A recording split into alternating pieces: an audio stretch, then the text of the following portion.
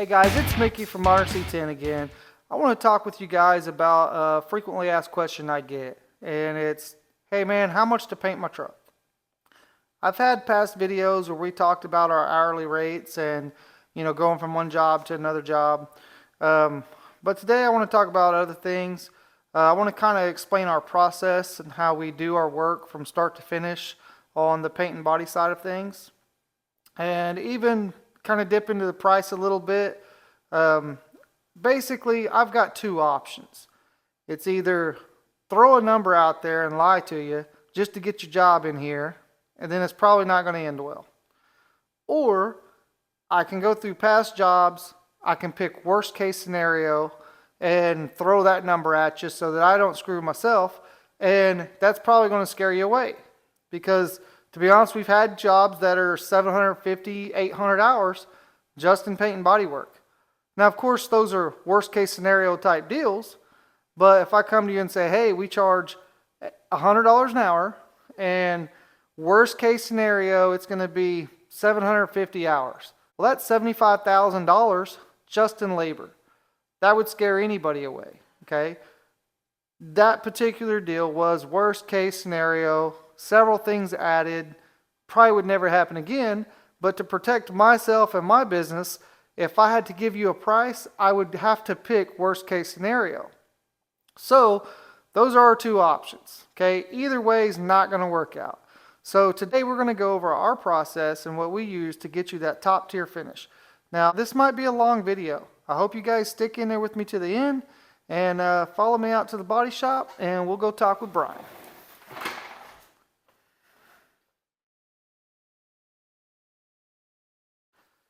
Alright guys, we're heading in the body shop. This is just a little supply room. Give you guys a quick tour where we keep our paints, sandpapers, primers, all that stuff. It's our paint booth in here.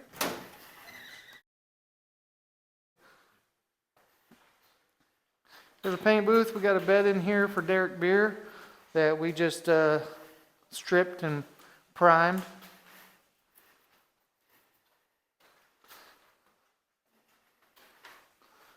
Then let's make our way to the body shop. We'll talk to Brian. Hey Brian, you got a second? Yes, sir. We're going to do a video over our process. Okay. Sounds good. What'd you just do? Clocked out. Stopped your watch? Yes, sir. What do you do when you take a smoke break? Stop my watch. Oh, what do you do when you answer the phone? Stop my watch. Shit, man. That's fair, isn't it? All right. Well, so I've been wanting to do a video for a while talking about our process on the paint and body side of things. Okay. So Brian's been in the industry for over 20 years. Why don't you tell us about what you've done, what kind of shops you've worked in? I've worked in a lot of collision shops and restoration shops, some high-end restoration shops, and kind of done a little bit of everything. So you've been on both ends of the coin. Absolutely. Okay. So perfect for this video because Brian's done both. And he has done high-end stuff at a lot of well-known shops, and that's why we got him here. We wanted a guy that could do it all. So we're going to go over some stuff. We're going to just kind of take it from the top. I brought some notes with us. If somebody was to drop off the truck, we're going to look it over. We're going to try to find all the things wrong with it, but we ain't going to find it all. There's going to be some surprises. Would you agree with that? Oh, yeah. Okay, so what we're going to do is we're going to tear the whole thing apart. We're going to rip the cab, fenders, doors, all the internals out of the doors, all the wiring harness out, bumpers, taillights. It will be stripped down to nothing, okay? Just that process alone takes about 24 hours. That's some notes that I've already had from a past job. And then we usually have Brian come through and inspect everything. So he's going to try to find what panels he can and can't use. So like, let's say this truck right here, he just did an inspection on this truck. This thing was wrecked previously, and this door got pushed in right here. And you can see where there's some markings on here from where it got damaged. It's got a little buckle here and there. So we try to evaluate this door. Brian and I will look at it. We'll check the fitment of it. We'll check the gaps on it. Look at how much metal's been stretched. We'll look for rust. Any rust here. Maybe some rust underneath. We catch all this damage right through here. This thing's all beat up right there. And then we got to evaluate if we want to use this door or not. So like in this particular instance, the other door's perfect. The bedsides on this truck are really nice. It's really just this one door. So do we try to reuse the factory door, which, you know, common sense says is better quality? Yes. Or do we buy an aftermarket door and deal with all the problems that it's going to have? So most of the time, if there's no rust in it, we'll try to just reuse the factory stuff, right? Yeah, we try to evaluate what's going to be better for the customer cost-wise. Like, if it's going to be better cost-wise and it's not going to be a whole lot of repair in the door, then we'll use the factory door. But if it's better cost-wise for the customer and it saves us time and headache and everything on our builds, then, you know, we'll use an aftermarket door or whatever to just try to save time and cost and everything. So the deal is, if we can use a factory door, or any factory part for that matter, as long as there's not a lot of rust to fix, we're going to have to weld on the edges and we're going to have to tweak it no matter what. Like, for example, this truck was a nice truck. My truck was a nice truck. Mine was a one owner 85 Chevy that a grandma owned it, and she was not rough on it at all. It was as nice as you could get. Even the nice ones from the factory were still pieces of shit. I mean, the doors still fit like crap. The body lines don't match up. The body line doesn't match the bed. You know, the gaps are different all the way around it. The shape of this doesn't match. Like, even the factory stuff has got its own problems that we got to go back and fix. So really, as long as it's not just completely cratered and not salvageable and doesn't have any rust issues, we would like to reuse them. Now, what sucks is when we get into something like this and we're like, man, I think we're going to reuse that door. And then we come in and we gap it and we do this and we do that and we start stretching metal and trying to use it, and then we get to a point where we're like, man, we got more time in this door than what we expected. We could have just bought a new one. That always seems like an obvious answer, right? Oh man, we could have just bought a new one, it'd have been cheaper. But we've also had times where we buy a new one, we get it in, and it's got its own set of problems, and we got all these hours in fixing it, making it work, splitting body lines, trying to put body lines back together to make it fit, and then we're going, damn, we should have just used the factory one, you know? So that's just part of the deal. It's part of restoration. You know, you never know what's going to happen. You never know. You know, so we've had it happen on doors, hoods, bedsides. Part of it, you know. Absolutely. So we're progressively trying to make our process better and faster. And we have figured some things out that will save a lot of time. And we can see that in some of the past videos when we were talking about beds and mini tubs and stuff like that. So we keep trying to sharpen our process, but it changes all the time. You know, we got another one over here we can look at. Slide this tailgate out of the way.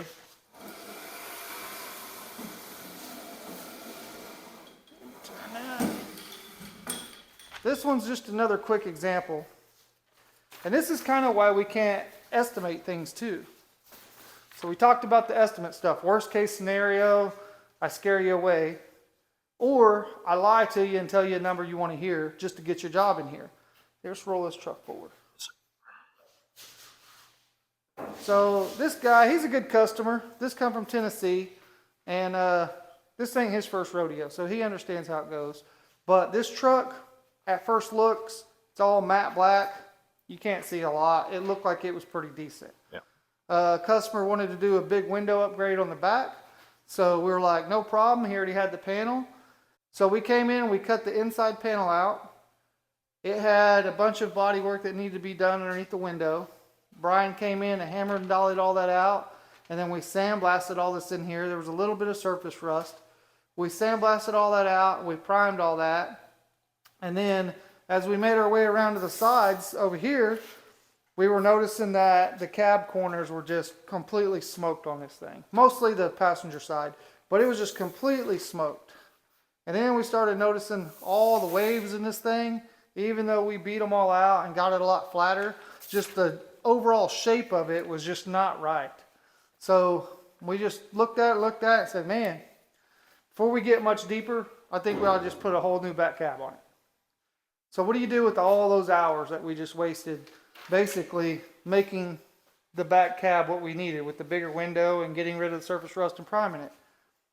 It's part of restoring it. You know, we didn't know that that was going to be that bad until we got into all of this stuff. It's part of it. So that's why we don't give estimates. Like we don't know that we're going to get into that. And then we replace the back of the cab. We decide to go ahead and do the floor while we're there.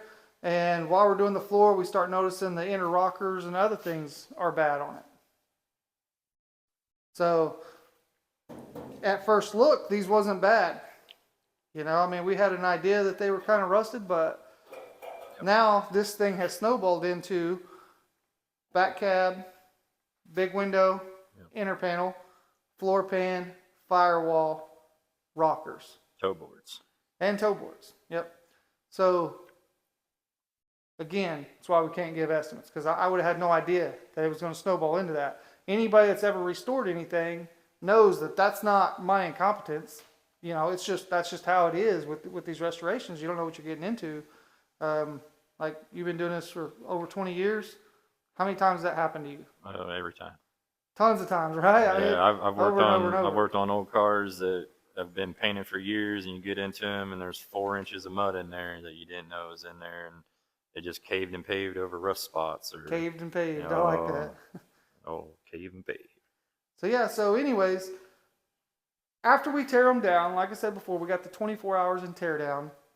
From that point, we like to check for all the rust and inspect all the panels. Brian's had anywhere between 4 and 10 hours of inspecting panels, looking for anything he can find that will maybe save us trouble later. So maybe we need to replace a door or a bedside or whatever. So we got that time documented. We got a rough idea how long that takes. And then we will buy the parts that need to be replaced or fix the parts that need to be fixed. From there, we're pretty much ready to strip it. So if we hand strip it, which we do a lot of that, right? I mean, just on more, important panels like bedsides and door skins and roof skins and stuff like that, we prefer to do that just because sandblaster will just eat them up and heat warp them and cause more work in the long run. Yeah. Everybody's got a buddy that can sandblast it without warping it, right? Yeah. We know this. We already know. Y'all got somebody that can do it without warping it. They're going to warp it, okay? So anything, like Brian says, like a bedside, a roof skin, anything that's a flat panel, a hood, we don't want to sandblast that. No. We want to manually strip that. But we'll come in, we'll have all this blasted, maybe the kick panels, stuff like that. Stuff that just eats up hours getting in there and trying to get clean, and you'll probably never get it as clean as it needs to be by hand. That stuff we'll have blasted. That cost, we outsource that, by the way. We outsource it. It's usually around $1,800 to $2,000 to have that done. That's also us having to load this up, take it to them. When they're done, we got to pick it up and bring it back. So plus putting them, like this one's got a dolly, that one's on a, rotisserie and stuff like that. Yeah, we got to come up with a way to transport it. Yeah. That's not included in that price. That $1,800 to $2,000, that is just the outsourcing price there. So, but then yes, on our end, we got to come up with some way to transport them, and we haul them there for you and bring them back. So after that, what kind of time are we looking at that we need to have that thing coated so it don't rust? Within the first 24 hours, for sure. It can happen that fast. Oh, yeah. In Oklahoma, with our humidity, it could be 8 hours, and it'll start flash rushing with bare metal, especially after sandblasting, because it puts such a particular profile on it. It doesn't have any of the galvanizing coating or anything on it anymore, so it'll definitely flash a lot faster. It eats all that out of there, and then it's like literally bare, open, exposed metal, just any like kind of moisture, a handprint, anything. It's going to flash rust. It's definitely a sponge. Yeah, like a sponge. I didn't think about that. Yep. Okay, so when we get it back from getting stripped, we want to have it coated as fast as we can. So we've started using PPG BP 2050 epoxy high build primer. That is what's on this truck right here. And actually, we got another bed we can look at that'll show you. Let's cut through here. I'll turn the light on. This is another bed we just did. and the VP 2050. So this has an epoxy build in it that keeps it from rusting. Basically, the epoxy seals up all the pores in the primer and in the metal and keeps it from absorbing any moisture. So if you were to put body filler over this or whatever, anything wet, it's not going to soak into it and get to the metal and rust it from the inside out. So that's what this epoxy primer is for right here. This particular material also has a high build. So what Brian can do is, this comes in bare metal. He gets it coated as fast as he can. To do a complete vehicle, inside out, bed, cab, doors, hood, all the parts, if you can do it all at one time, which not too often does that happen, No. but if you can do it all at one time, about the fastest we've done it, priming it wise, was 16 hours. So you're probably going to be looking if you're streamlining it and you got all the parts hanging in here and everything comes in from blasting at the same time, you can coat everything in one shot. You're still looking at probably 16 hours right there.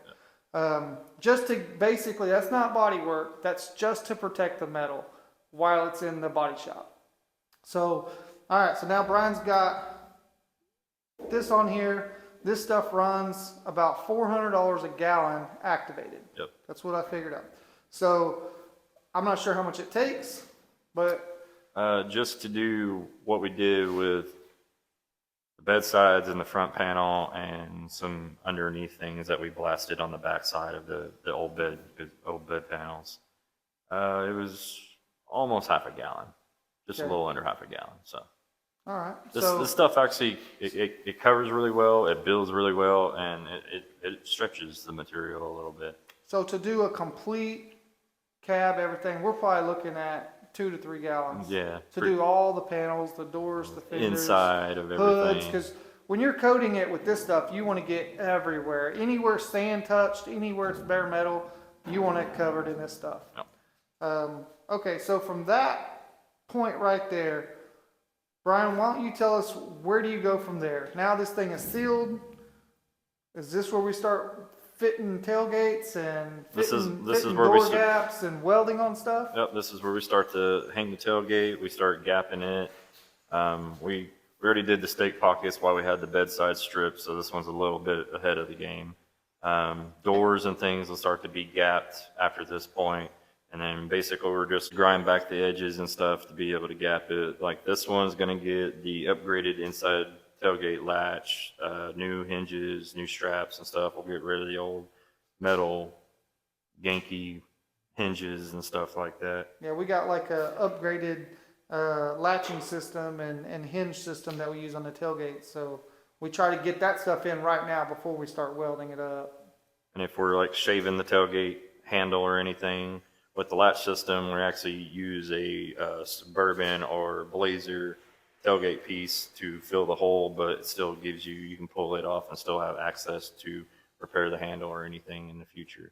So yeah, so when we do the inside handle, we're basically having to burn some of this off, Yep. weld that stuff, fab it all in, and then we get it where it's shutting the way we want it. It's not rattling. It's not, It's the tight rods and ain't in there shaking.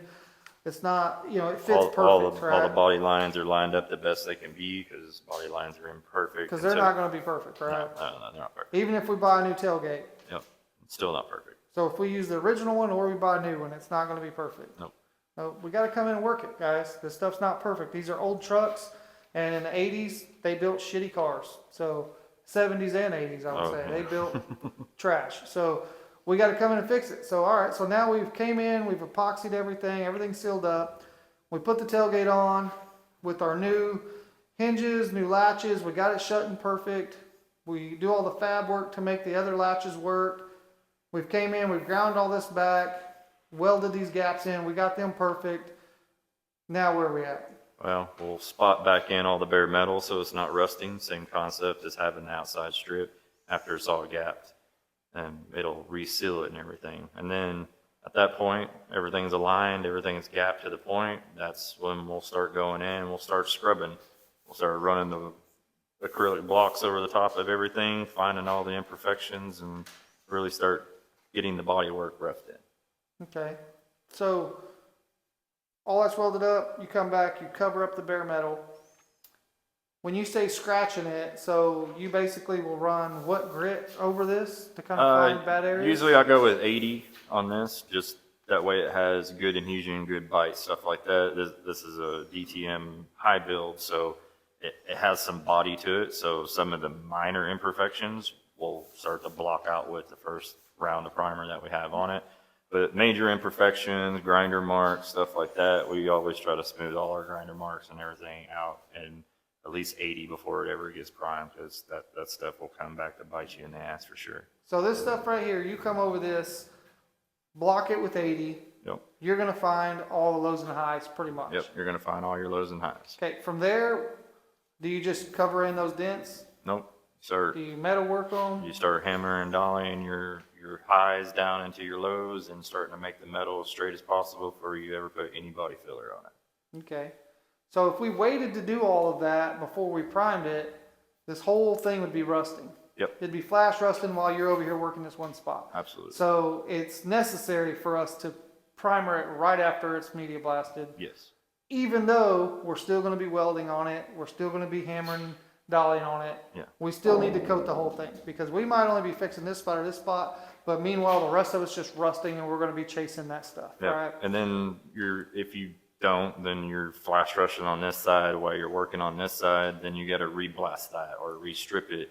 And if you're hand stripping, all those little rust particles and stuff are getting into your sand scratches or your sandblasting profile, and it's almost impossible to get it back out unless you sandblast it. And the more you sandblast on these panels, they want to warp. The more for you're sure. going to warp it. Okay.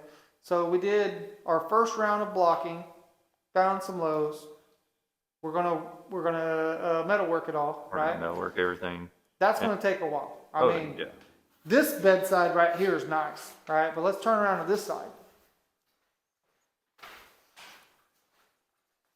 This one's been beat in pretty good here.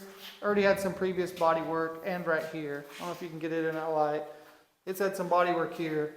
And guys, I'll say this has probably been the best bed we've ever had, right down to bare metal. This has been probably the best quality one.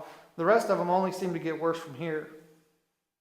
All the guys that are cutting down bedsides and stuff, if you don't think you're not costing a lot of body work, you are, because the welding and grinding it, that's the easy part. And even though you think it's straight, that shit ain't straight. We'll find it all when we start blocking. So we come in, we rework all the metal work, we think we got it good, then what do? Well, once you pretty much got all the metal work as straight and best as possible as you can, and dent pulled and all the things, all the bare metal gets if you broke into it, had to grind into it, anything like that, if like you had to put studs on it to work this spot out a little bit, and you want to come back through, you want to, DA it and get it all back to the same texture, you want to re-spot prime it. Okay, so you just spot prime in this one area? Yeah, so if I only have, I had to break Just back. the areas you broke into? Just the areas you broke into. Okay. Like you start getting down to any bare metal, same concept. You have flash priming, like flash rushing. So any bare metal you get exposed, you want to keep it covered throughout the process, no matter what. Okay, so we spot prime all those areas. Now it's back to metal work ought to be close. You're ready for body filler? Yep, ready for body filler. Okay. So when you do your body filler, how do you go about that? Do you just come in here and just wipe it over this one spot and then sand it down and you're good? No, what I like to do is after all my metal work is done, I'll scratch it all back in 80 to give it a profile for the body filler to actually, bite into it, because shiny stuff, it won't stick to it. So you got to have at least an 80 grit profile for your body work to stick to. And I will actually do a full wipe on the whole panel. So you'll wipe this whole thing with Bondo? I will wipe the whole thing out. It's called skim coating. So basically, even though that side of the bed looks perfect and this side had a little bit of work, you want to skim coat it, because once you start blocking into it with a long block, as long as block as you can get across there, because they have curves and stuff. These things aren't like 56 Cadillacs that are like big flat panels.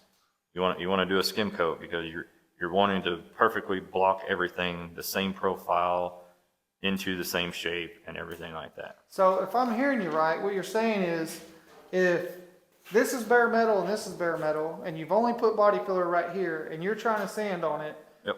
this right here is softer than this and this. Yes. So Yeah, your body filler as is you're going to be blocking softer. this, yeah, the body filler is softer. So as you're blocking this, you're not getting it as flat as what you think. No, you're only getting it as flat as your outside of your low spot was. So, but if you wipe the whole thing, now you're sanding the same material with the same consistency, and it's going to get a lot flatter that way, Yep. right?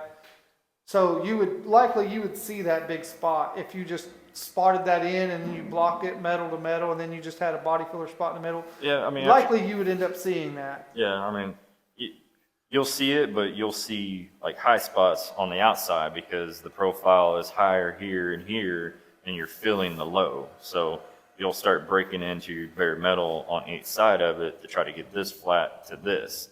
But this is not as flat as that down there because it is not all the same profile. So if you're wiping the whole thing, now you're sanding the same density of material, Yep. and it's going to be a lot flatter than if you're just Absolutely. wiping spots at a time. Yeah. Okay, so let's say that you wipe the whole thing. You said you block it with 80 grit 80 again. grit, yeah. You rough So- all body work in with 80 grit. With rough in, you're doing it with 80 grit because it's fast and it gets you a quick profile. It gives you a quick Correct. profile, and even then you'll start to find highs and other lows because now you're sanding all your body filler. So if this is all the same plane, you might still have a high spot right there, and you'll start to find those in your rough end body. So now you've already done that. What do you do about this high spot? You got to go back and start metal working that back in. You try not to, because if there's any body filler around it, you can start cracking that out and things. I But got you. usually if everything is straight and you're starting to hit bare metal, you want to stop at the bare metal. You don't want to keep going. Oh, And if okay. you're still low next to a bare metal spot, that's when you want to come back in, add a little bit more body filler, and then So it's pretty important to get that metal work right the first time, so that you're basically not having to build everything up to that highest spot. exactly. Okay. So that really doing that metal work is a timely process. That is a very timely process because your metal work is your basic profile of what shape it's going to be. Because you don't want to put tons and tons and tons of mud on top of it because it's a softer material. These trucks flex, body panels move, you have heat, and yeah. hot and cold, so like things shrink. Shrinkage. Yeah, it's a chemical, so it's going to shrink. Well, let's talk about that just real quick. We've done a bunch of different types of primers, and the research we've done, this particular primer from PPG has the least amount of shrink rate. Yes. So if you're using the cheap primers from whatever wholesale, they're not equal, right? No, You they're spray definitely that stuff, not. 2-3 days later it can shrink in, Yep. and then where you thought you filled in sanding scratches, now they're back. Yep. Right? So that's why we spend the money on this $400 a gallon stuff, right? Yes, your quality, your material quality is a big part of it because you can cut corners by using cheaper materials, but you're not going to have the long-lasting quality of your investment that you put into it. And guys, that's what you're paying for. You're paying for the experience that we already have in this industry. We've had that 12 years ago or so. That's when I started figuring that out, is we had a car painted, primed. 2 years later, the roof of it, you could see all the sanding scratches. And I'm going, what the hell's going on here? We took it back to the primer. That's what it was. Basically, the primer shrunk, then it revealed all the sanding scratches. So we've learned to use the better stuff. Even though you think you're saving money in primer's primer, it's not. Okay, there's definitely different qualities of this chemical. This is what we have found works best for this application. So anyway, to jump back to it. So now Brian's done one skim coat of body filler over the whole panel, super consistent, blocks it with 80 grit, finds some high spots. Do you wipe it again? Do you prime it again? What do you do from there? If you find a lot of low spots, you want to re-wipe. So you want to wipe it again to make sure you're filling those. If you have too big of a high spot, it's not like your profile high spot, because profile high spots are kind of hard to explain. You have a natural profile of what this was from the factory. So you want to, you're trying to blend back into everything that way and make it perfect and straight. So So you're trying to find the factory shape, but make it perfect. Yes. Yeah. So you do have to kind of build a little bit with You that. do have to build a little bit, yeah. So you wipe it again, because you got lows. Do you block it with 80 there too? That's Yep. still rough in? Yeah, it's just all rough in. You're Okay. staying consistency with the 80 grit up until the point of you're ready to put your first round of primer on it. Okay, so we've epoxy primed it, keep it from rusting. We've metal worked it. We've wiped the whole thing. We've blocked that with 80. We got low spots and high spots. We wipe it again. We block it again with 80. Yep.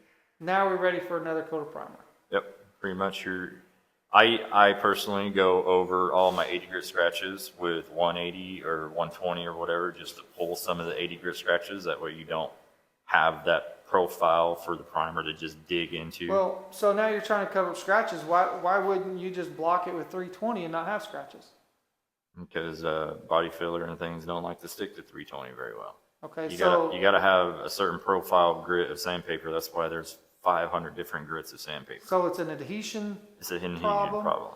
and then what would you say? Maybe it doesn't cut as well, so it maybe takes a long time. Oh, it definitely does not cut as well. So if I was just to prime this thing, put on body filler, and start sanding the whole thing with 320, You'll go through one, it wouldn't be flat because it's not cutting, exactly. right? It's You're- more pushing it out. You're basically knocking texture out of it at that point. Yeah, so You're not not cutting really shape, you're cutting texture. yeah. Okay, so when you're going up through the grits, you're not anymore trying to shape the panel as much as you are trying to get rid of scratches. Yeah. I got So you. once you get into like 220, 320, you're building your profile, you're keeping your straightness, you're keeping your flatness and everything like that, but you're also chasing scratches. Okay, but the scratches that are necessary, Yes. because you have to do the rough in work, because you can't rough it in with 320. It's not going to work. No. Okay, so body work, body work, body work, block, block, block, block. How come you don't just do all that with a DA? DA will leave inconsistencies, waves, ripples, stuff like that, because blocking with a long block, you are keeping it flat. You're keeping a profile from this end to that end, flat, straight, everything like that. Okay. A DA, 6 inches. So even if you move that DA back and forth as fast as you can, you're still only going as far as you can to reach that, and it's inconsistency of sanding. So it's an orbital sanding, and it's going to leave those little ripples all the way across. Well, and basically a DA is trying to dig a hole in it. Yeah. So no matter what you do, it's trying to dig a hole in, versus blocking, you're going more linear. Yes. And you're cutting Yes, absolutely. versus digging it in. Okay, well that kind of makes sense. So you would use a block over a DA at this stage of bodywork for sure. I don't really use a DA on any bodywork stage except for stripping to bare metal. If we're using a DA or a mud hog or whatever, some 80 grit to get a panel stripped down for first round of primer. And about the time I hit 3,000 in the wet sand and buffing of the paint job. Oh, okay. Other than that, everything is hand sanded, blocks, straight blocks, multiple different styles of blocks, round blocks to get your curvatures, everything like that. So let's see. So you're doing it all by hand. All by hand. That takes a lot of hours. It's a lot of hours. That takes a lot of patience. Yes. But like I said, you're chasing perfection. So that's probably not a job for anybody, huh? No. Because that's a lot of patience to sit there and just sand and sand and sand and sand. Oh, and like Prime it, sand and sand and sand. yes, a lot of patience. And then like if you compare, like I have a background in collision shop, you have a damaged area. They're going to fix that damaged area. They're going to run the DA over it. They're going to run it to the paint shop. They're going to they're going to spot prime that, and they're going to maybe hand block it sometimes. But let's be real, guys. I've been in the industry. Most of them are going to run a DA back over it to knock the primer down, and they're going to paint it. So in a collision shop, they're not going to be blocking it like you are. Oh, absolutely not. They're going to just run that DA, whoop, eyeball it, looks good. There is some guys out there that still have pride in trying to do a restoration in a collision shop, and they will use blocks, but your day-to-day quick turn and burn stuff, they're not block sanding. they're not block sanding. Okay. So They might block the repair spot, and that's it. let's say that we've made it up to now. We have all of our rough in body work done. We've sanded it multiple times. We've wiped it multiple times. Where are we at now with getting this done? After your initial body work, roughing and everything, you're repriming, and then you're going back and So blocking. this is the first time we primed it. First time you we primed it. epoxied it, and then we've done all of our rough and body work. Now we're going to prime it And again. we're in 80 grit at that And point. we're going to use the same material Same material. because it's a high build material. It's got a low shrinkage rate. That's what we want, right? And it's got good for any breakthroughs to the metal. It's going to seal it just like any type of urethane. Okay, so we're back to the VP 2050. Yep. We're going to spray it again. How many coats would you put on it? 3 to 4. 3 to depending- 4. Let it really build up, right? Yeah, and with the VP 2050, you really want to give it a good time in between your coats and stuff because you want the gases and the chemical, the reaction to do what it's supposed to. So all of this material is like a solvent base, and that stuff has to evaporate, which Yeah. causes the material to shrink, right? Yeah. Well, what would happen if you just put it in the oven and just baked it? it would draw up too fast. Okay. Some materials, they do have a bake cycle for the quick, faster things, but most of this type of material is more of an air dry type. So if you have the time to let it set and you can work on something else, that's probably a better deal. Absolutely. So like we can prime this bed, we can let it set in here for 3 or 4 days and just dry with the ambient air, Yep. and then you can be working on something else. Yep. That's probably a better deal, right? Yeah, because you want the chemical to do everything it's supposed to. It's supposed to lock down, it's supposed to seal, it's supposed to gas out, everything. Okay, so we've primed it a second time. You've put 3 to 4 coats on it at $400 a gallon activated. Yep. That's expensive. Very expensive. And then now what are we doing? We're going to go back to blocking it. We're It's back. gassed out. It's had 3 or 4 days to gas out. Yep, 3-4 days gas out. We're back to blocking, and at this time we're at 120. We're gonna block it at 120. We're gonna start really dialing in all the imperfections, finding any highs and lows, because bodywork's imperfect, and each step you are fixing anything, pinholes, minor things that you might have missed, and you're dialing in every step, every process, every grit. So you mentioned pinholes. So once you spray this stuff, will this have pinholes in it, All mud has pinholes. including primer? Primer not so much because of the liquid side of it. It basically closes itself back in. Okay, so you're chasing pinholes from body filler. From body filler, yeah. Even though we do buy the high-end 0 pinhole eliminator Yeah, stuff, that's it still has it, it's right? bullshit. So, okay, so that's all gimmick. But so then you're coming in. The primer might fill some of them, but then you got to come in with 120 grit. You wipe some pinholes, you block it, and you find all the things that the 80 grit didn't find, right? Yep. So you're like, damn, I just blocked this already. I've blocked it twice with 80. Now I'm blocking it with 120, and there's just stuff here that wasn't here before. Yep. That's body work, right? Yep. That's Okay. body work. So, So- you'll have like little low spots that doesn't quite get filled in with primer and stuff, and some people will glaze them, some people will just keep priming and stacking. It kind of depends on the circumstances of what you have at that particular moment. Okay. Well, we like to glaze that stuff and get rid of the pinholes and Oh yeah, we maybe a glaze few all small, pinholes and stuff. low spots and everything. So then you've blocked the whole thing with 120, many more hours. Then what do? Reprime. You reprime it with the same stuff Same stuff. again. 3 to 4 more coats. 3 to 4 more coats. Build Yep. it up. Okay. Gases out for a few days, dries up, does all the shrinking it's going to do. Yep. Because if you just jumped on it when it was dry and started blocking it, and then 2 or 3 days later it shrinks up, you just wasted all that time blocking, Yep. right? Material still moves. It still shrinks. It does different things with different temperatures. Plus, if you get on it too fast and you don't let it gas out, yeah, if you got 3 coats on it, your first 2 coats might be dry completely, but once you get down to that 3rd coat on a high spot, you might be trying to dial in. It might still be a little gummy. Now you're burning through material with sandpaper. So Because- it might feel like it's dry, but just Yep. by touch, but it's not. As soon as you start sanding into it, it starts gumming up your paper, Yep. and you're up shit creek. Yep. Okay, so we're gonna prime it again, 3 or 4 coats. Boom. We just did our 120 block. Now what are we doing? 220. Now we're going to 220. Yep. Okay, so you guide coat this thing. I could. You block it, and guide coat, we use the powdered, what brand is that stuff? Merca. Merca. Yeah. Merca coat, yeah. So we come in, we guide coat it, Brian blocks it again, 220. You find shit that wasn't there before. Yeah, and How'd that happen? yeah, and Where'd then it come from? yeah, and your 220 stage 2, you're dialing in body lines, really defining those things, and So you're going from this shape. I don't know if you guys can see that.